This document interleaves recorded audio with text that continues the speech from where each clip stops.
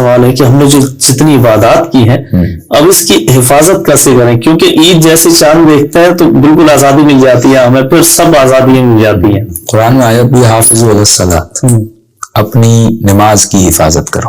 صحیح. اگر آپ بہت اچھی گاڑی لیتے ہیں تو اس کی حفاظت کے لیے پروٹیکٹر لگاتے ہیں، کوئی لاک لگا لیتے ہیں، گیرج بنواتے ہیں.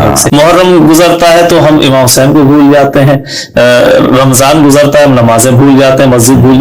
عید کے دن قبلہ بعض اوقات مسجد جا کے رونا آتا ہے کہ وہ جو رونقیں تھی کہاں چلی گئی.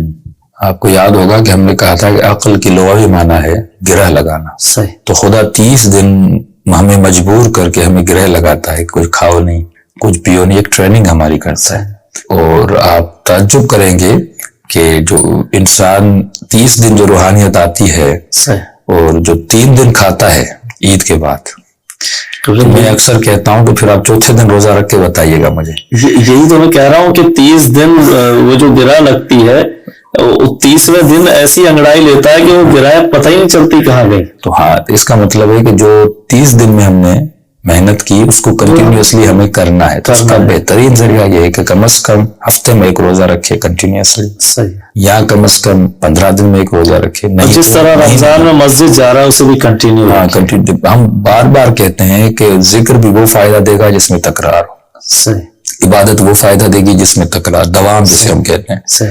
جب تک ہمارے ذکر میں عبادت میں، اور دوام تب رہتا ہے جب حضور ہو، خود کو اللہ کے حضور کے آپ پائیں، تو یہ چیزیں پھر دوام میں آ جاتی ہے. تو نفس جو ہے وہ بہت جلدی طاقتور ہوتا ہے. یعنی آپ عید کے 3 دن اگر بہت کھائیں گے تو آپ کا نفس اتنا موٹا ہو جائے گا، آپ چوتھے دن خود روزے کی نیت کریے آپ نہیں رکھ پائیں، آپ کا نفس ہی راضی نہیں. اچھا، جو ویسے بھی عام طور سے دیکھا گیا ہے کہ قضا ہو جائے اگر روزے سفر کی وجہ سے، بیماری کی وجہ سے، بعد میں ہمت نہیں ہوتی، بعد میں دل نہیں چاہتا.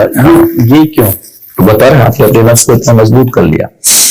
عرفا فرماتے ہیں کہ نفس کو، مولا فرماتے ہیں نفس ایک سرکش گھوڑا ہے جس کی رسی کس کے پکڑنی ہے. اگر تم نے ڈھیل دی جہاں چاہے گا تمہیں لے جائے گا، لیکن اگر تم نے پکڑ کے رکھا، جس طرح خدا نے رمضان میں ہمیں سکھایا کہ پکڑ کے رکھو، پیاس بھی لگتی ہے کہ ہم کنٹرول کرتے ہیں، اتنا پورا دن کنٹرول کیا، لیکن عید پہ سفرے پہ کنٹرول ہی نہیں ہوتا. 5 منٹ کیوں نہیں ہوتا؟ کیونکہ پھر ہم اس گھوڑے کو چھوڑ دیتے ہیں، ہم خود کو اس کے حوالے کر دیتے ہیں. تو اس کے لیے کوئی دعائیں ہیں جس کی دیکھیں فطرت میں شامل ہے انسان کے، اور رہ رہا ہے. کلچر کا بھی اثر ہوتا ہے کہ جناب کلچر اب جب عید ہو گئی تو اب چاروں طرف جو ہے وہ سب چیزیں ہیں جو رمضان سے پہلے تھیں دوبارہ. تو انسان کچھ ایسے کوئی عمل ہے، ایسی دعا ہے کہ مستقل اسی حصار میں رہے.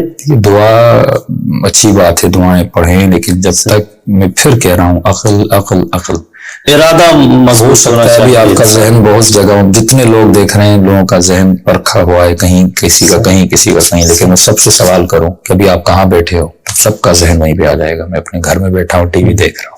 تو اس ذہن کو جب یہ ادھر ادھر جانے لگتا ہے، اس کو ایک جگہ پہ لانا ہے. جو بھی آپ کام کریں، میں لکھ رہا ہوں، خود سے پوچھیں کیا کر رہے ہو، لکھ رہا ہوں، صحیح کر رہے ہو غلط کر رہے ہو. کسی کی غیبت بھی کرے، کبھی انسان گم ہو جاتا ہے، فوراً خود سے پوچھیں کیا کر رہے ہو، کہیں غیبت تو نہیں کر رہے. جیسے آپ نے بتایا تھا کہ نماز میں اگر خیالات آتے ہیں، سوال کو کہو کہ درود پڑھوں ابھی، ہاں پڑھوں، تو وہ خود غائب. اچھا، نفس کو سزا دینے کی عرفا جو ایک نشانی بتاتے ہیں ترتیب، لیکن جیسے مثال کے طور پہ آپ نے نیت کی کہ میں یہ اچھا کام کروں گا، لیکن آپ نے پھر نہیں کیا، تو کہتے ہیں خود سے پوچھو تمہیں سب سے زیادہ کیا پسند ہے. کسی کو گالی کی عادت ہے، والدین کی بے احترامی کی عادت ہے، ساری عادتیں.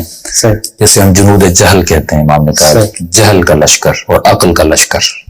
چھٹے امام کی روایت ہے، اگر عقل کے لشکر کو پہچانو اور جہل کے لشکر کو پہچانو تو تم ہدایت پا جاؤ گے.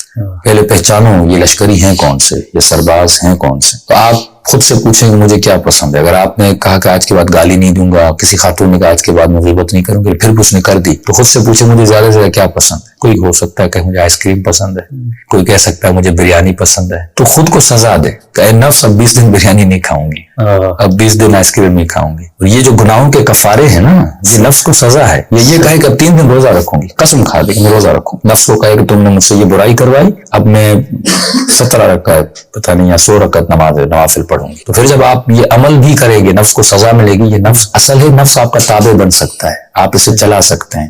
جیسے ہم ملکہ کہتے ہیں، آپ اس پہ حاوی ہو سکتے ہیں، اہل بیت ہو سکتے ہیں، ان کے اصحاب ہو سکتے ہیں، میثم تمار ہو سکتے ہیں، سلمان فارسی ہو سکتے ہیں، ہم کیوں نہیں ہو سکتے؟